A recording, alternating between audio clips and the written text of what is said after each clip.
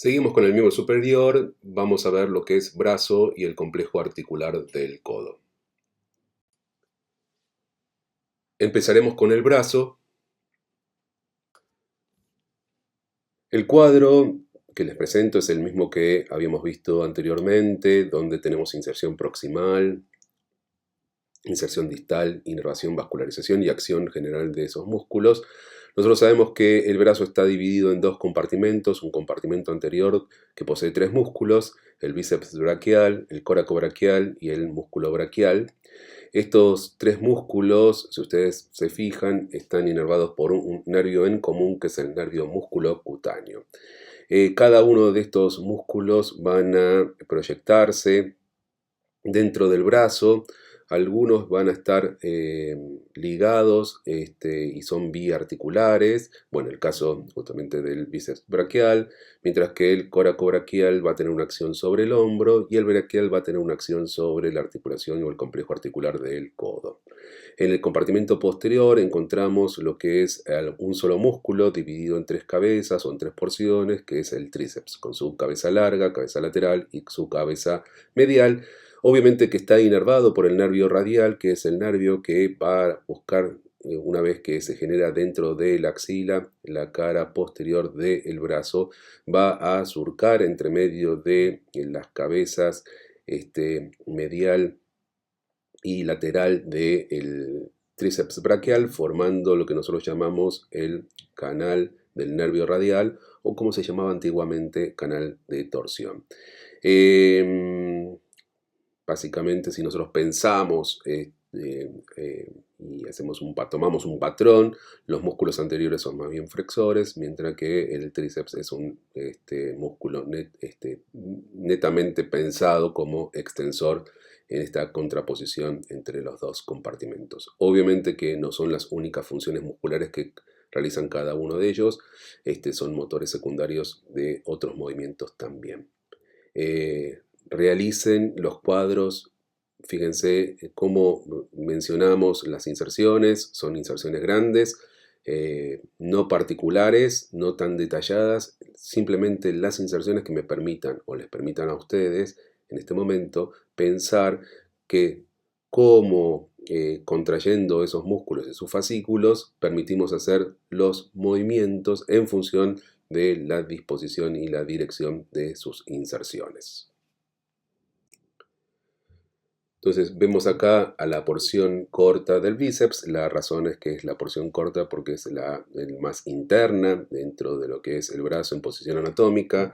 La porción larga es la porción más externa. Vemos ahí al músculo coracobraquial en relación con la porción corta del bíceps. Punto de referencia también para darnos cuenta que es interno y que es externo es la inserción del pectoral mayor. En la segunda fotografía podemos ver y ver perfectamente la inserción del coracobraquial, que termina justamente en el tercio superior del húmero y es atravesado por ese nervio que es el nervio músculo cutáneo. Vemos ahí al músculo braquial. Fíjense que cuando termina el coracobraquial se inicia el músculo braquial que se va a proyectar a lo que es el hueso cúbito del antebrazo, donde se va a insertar. En la cara posterior podemos observar la porción posterior del deltoides, porción lateral del tríceps y primera porción es la porción larga y la porción que señalé últimamente que es la porción lateral del bíceps. La porción medial es más profunda y lo vamos a ver ahora en imágenes para que ustedes puedan observar que es la porción que se aferra y tiene la mayor parte de inserción en la cara posterior del húmero. El tendón común del tríceps, obviamente pasando hacia el codo en relación con el olecranon del cúbito. Volvemos a señalar el tríceps, acá en un preparado anatómico de ver la relación con el nervio radial, su cabeza larga, su cabeza medial y su cabeza lateral. Fíjense que la cabeza medial es bien profunda y muy interesante esta cuestión de la relación con el nervio radial y la arteria braquial profunda. Observamos acá el músculo braquial, músculo que tiene inserción muy importante en el húmero, su proyección sobre lo que es el hueso cúbito y la relación particular con lo que es la articulación del complejo articular del codo. Fíjense que con su pequeña contracción produce la flexión del antebrazo sobre el brazo sin participar en la pronosupinación. El músculo que está más superficial es el bíceps en relación con este, que es el braquial. El bíceps, recuerden que tiene dos porciones, una porción larga y una porción corta. La porción larga y la porción corta tienen relación con el músculo pectoral mayor. La porción larga tiene esta relación más íntima. Acuérdense que la porción corta va a la apófisis coracoides y es interna, en comparación a la porción larga, que es externa y que se proyecta hacia la cavidad glenoidea de la escápula, siendo un tendón que va a pasar y va a formar el surco intertubercular, proyectándose y formando lo que es el tubérculo supraglenoideo. Las dos cabezas, las dos porciones del bíceps, tienen una inserción distal, una aponeurótica y una sobre el hueso radio, generando la tuberosidad bicipital que está señalada acá con azul. La porción aponeurótica va a ser mucho más superficial, se va a continuar con la aponeurosis que vamos a encontrar con los músculos del antebrazo. No es una porción, no es una inserción, quiero decir, menos importante, sino que cumple una función también en lo que es la estabilidad de la región. Ambas porciones participan de lo que es la flexión, pero son motores principales, primarios, cuando hacemos pronación y volvemos desde la pronación con la supinación a la posición anatómica. Muy importante este detalle. Más allá de que es un músculo flexor del antebrazo sobre el brazo, el que inicia el movimiento, recuerden que es el braquial, y después es secundado por la potencia del bíceps. Si vemos en este video el compartimiento posterior del brazo, vamos a encontrar lo que es el tríceps, con sus tres porciones. La porción más interna y proyectándose a la escápula, que es la porción larga, la porción lateral y la porción medial, que como vimos en las figuras anteriores, es mucho más profunda. Porción larga insertándose en la escápula, la porción lateral, y fíjense la gran inserción que tiene la porción medial, ¿no? Ocupa casi todo lo que es la cara posterior del húmero. Y entre las dos porciones, lateral y medial, generan ese canal para el nervio radial o canal de torsión. Las tres porciones se unen en un tendón común que se va a proyectar sobre la apófisis olecraniana del cúbito, más allá de que la inserción es mucho más grande y no tan puntual como se la ve ahí. Y como les dije anteriormente, este músculo favorece lo que es la extensión del antebrazo sobre el brazo. Hablemos un poco de la parte vascular del brazo. La parte vascular del brazo está a cargo de la arteria braquial humeral que vimos anteriormente, que es rama terminal de la arteria axilar. Esta arteria braquial humeral tiene una relación muy importante, íntima, con lo que es el nervio mediano. El nervio mediano y junto con esta arteria forman el paquete vascular-nervioso del brazo. Así que hay una relación muy íntima entre estas dos estructuras. Van a ver que la arteria tiene una relación con el nervio mediano. La arteria al principio del brazo tiene una disposición más interna y el nervio mucho más externa, pero a medida que van llegando hacia el pliegue del codo, invierten su disposición. Vamos a verlo. Vemos acá a la arteria axilar, estamos en el hueco axilar, el músculo pectoral. Vemos ahí parte del plexo braquial, el nervio mediano. Pasamos ese límite, que es el músculo redondo, mayor, y fíjense que la arteria se transforma en arteria braquial, inmediatamente da esta rama que es la arteria braquial profunda o humeral profunda, que va con el nervio radial. Fíjense, es muy importante esta relación. La arteria, como les decía, tiene una relación interna con el nervio mediano, pero antes de llegar al pliegue del codo, lo que sucede es que la arteria y el nervio cambian de posición. La arteria se hace más externa y el nervio se hace más interno dentro de esta región que veremos más adelante, que se llama surco bicipital. Dentro de este punto que es el codo, la articulación del codo, la arteria, una vez que pasa el antebrazo, se divide en sus dos arterias terminales, que son la arteria radial, un poco más pequeña que la otra arteria, que es la arteria cubital, que tiene un volumen mucho más grande.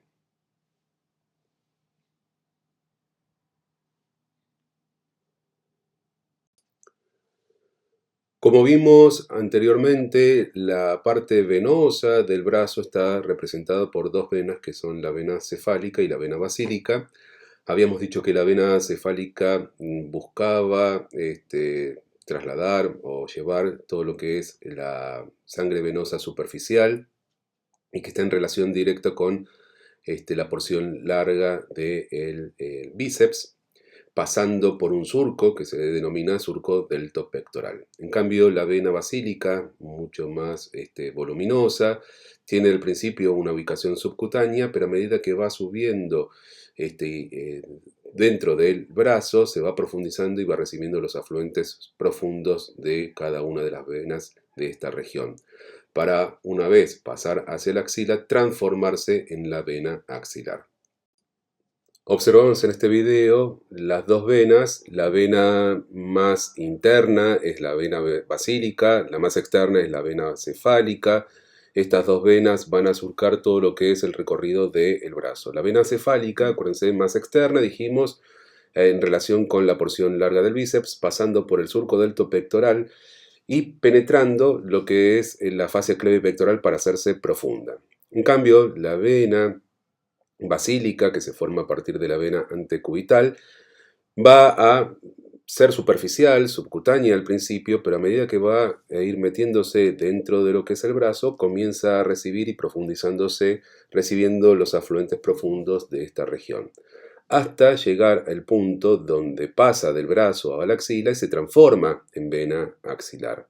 Obviamente que esta vena axilar todavía no está completa porque tiene que recibir el flujo venoso de la vena cefálica, que dijimos que atraviesa la fascia clavipectoral por arriba del pectoral menor. Una vez pasado esto, esta vena axilar se transforma en la vena axilar completa y que va a subir pasando en relación con la clavícula y transformarse en la vena subclavia. Hablaremos del complejo articular del codo. Primeramente haremos una referencia rápida de los huesos que forman los huesos del antebrazo, ya que hemos visto anteriormente lo que es el hueso húmero, que también participa de este complejo articular. Empezamos con el hueso radio. El hueso radio es un hueso largo, formado por un cuerpo o diáfisis y dos extremos que son las epífisis. Es un hueso que tiene bastantes inserciones musculares y que va a ser parte de este complejo articular del codo, pero también va a formar parte del complejo articular de la muñeca en su extremo distal. Podemos ver acá en la epífisis superior y tener en consideración lo que es la cabeza del radio con su cúpula radial en la parte superior, su carilla articular en la cabeza, que es lateral. Por debajo de la cabeza encontramos lo que es el cuello y evidentemente lo que llama la atención es la tuberosidad radial o tuberosidad bicipital, que vimos que es la inserción del bíceps braquial. El hueso es un hueso muy importante dentro de lo que es la economía y el funcionamiento del complejo articular del codo. En su parte distal observaremos una carilla articular inferior que corresponde a la carilla que se va a poner en contacto y va a formar parte de la muñeca, y una apófisis que nosotros podemos palpar perfectamente, que es la apófisis estiloides. En la cara posterior vamos a encontrar diferentes surcos, que son los músculos que van a surcar por este hueso y que dejan su impronta en él. A ver, pónganse a estudiar los huesos, que es sumamente importante. Busquen referencias que les permita a ustedes poder definir si el hueso es derecho o izquierdo. Busquen cosas grandes e importantes del hueso, ¿sí? Con 4 o 5 elementos me alcanza y sobra para poder ponerlo en posición anatómica e identificar ese hueso. El otro hueso es el cúbito, un hueso completamente distinto, más allá de que es un hueso largo, al igual que el del radio, pero fíjense que ya la morfología en su epífisis superior es completamente distinta. El hueso cúbito tiene en su parte superior, y que se ve en la cara anterior, evidentemente es esa cavidad que corresponde a la cavidad troclear del cúbito, y que es la cavidad que va a alojar y que va a tener relación con la tróclea del húmero. En la cara lateral se observa otra pequeña cavidad que corresponde a la cavidad radial del cúbito, y es donde se va a articular la cabeza del radio. En la cara posterior vamos a observar una eminencia ósea que corresponde al olecranon, que es el lugar donde se insertaba, o donde se inserta en realidad, lo que es el hueso, el músculo, perdón, tríceps. Y en la parte anterior de la cavidad troclear vamos a ver una eminencia ósea que nosotros denominamos apófisis coronoides. En el extremo distal, en la epífisis distal, vamos a encontrar a la cabeza del cúbito, y esa eminencia ósea que corresponde a lo que es la apófisis estiloides, pero en este caso del cúbito. O sea que el cúbito y el radio tienen apófisis estiloides, que son justamente las eminencias óseas que nosotros podemos tocar a nivel de la muñeca. Esta es la relación entre el cúbito y el radio. Fíjense que el radio pareciese como si bajase un escalón para poder conectarse, articularse con la cavidad radial del cúbito. Entre los dos forman los huesos que conforman el antebrazo. La relación de disparidad que vemos en la parte superior se va a representar, pero invertidamente, en la parte inferior, donde el radio es mucho más largo que el cúbito. Y ahí se ven justamente las dos apófisis estiloides correspondientes a cada uno de estos huesos. Entre estos dos huesos existe una membrana, que es la membrana interósea, que nos va a permitir a nosotros poder compartimentalizar a esta región en un compartimento anterior, de un compartimento anterior y lateral. Pero pasemos a hablar de la parte articular, del complejo articular del codo.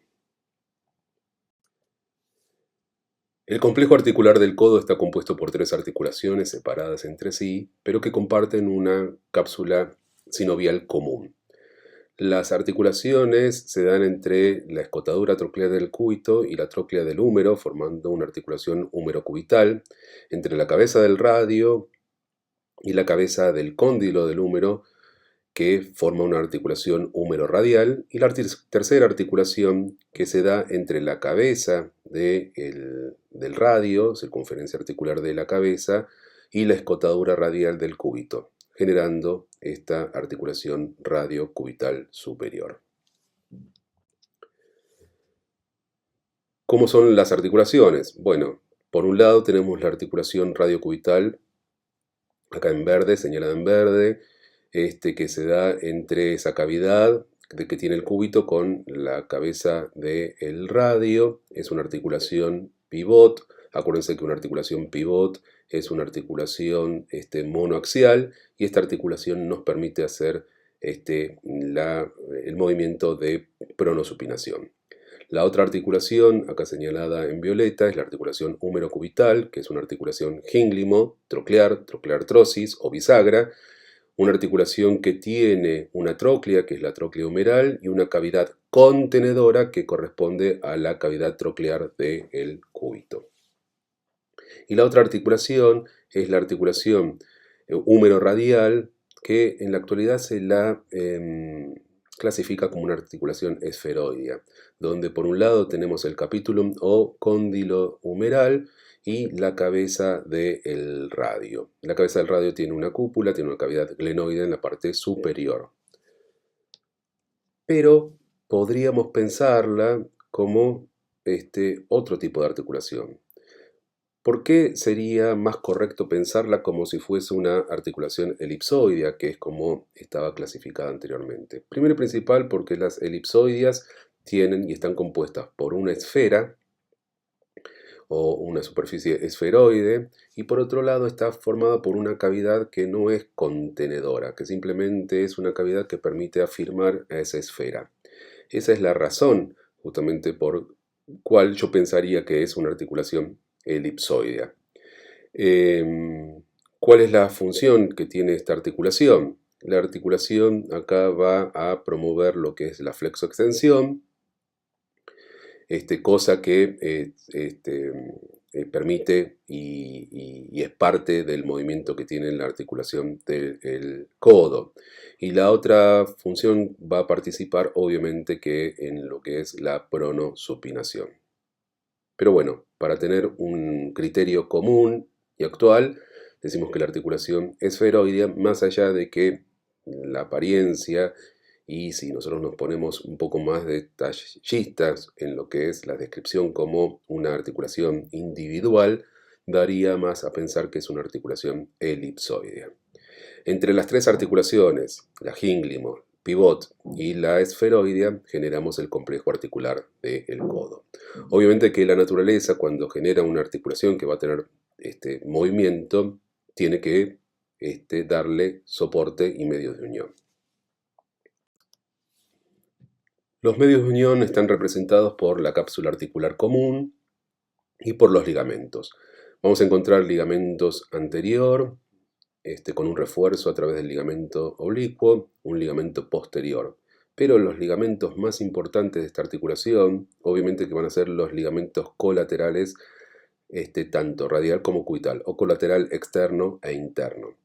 Porque estos ligamentos nos van a permitir a nosotros poder darle estabilidad a esta articulación lateral sin que se salgan las superficies articulares y se produzcan lo que nosotros denominamos luxaciones.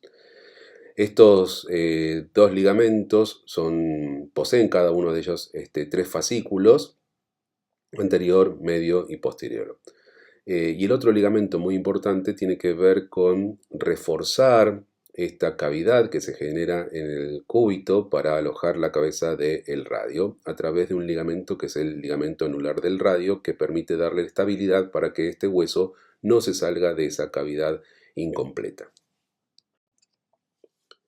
Podemos observar acá lo que es cómo se comporta la membrana sinovial en relación con las superficies. Acuérdense que todas estas articulaciones son diartrosis, por lo tanto están tapizadas con cartílago hialino, y ahí en primer plano se puede ver perfectamente cómo funciona y cómo está inserto el ligamento anular. Entonces recordemos 4 tipos de ligamentos.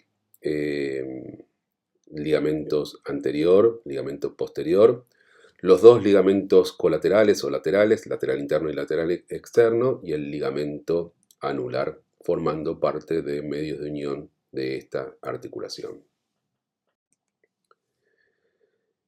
En estas distintas fotografías, que también son gentileza del doctor Homero Bianchi, podemos observar distintas piezas anatómicas y radiológicas de esta porción de nuestro cuerpo, que es el complejo articular del codo, ¿sí?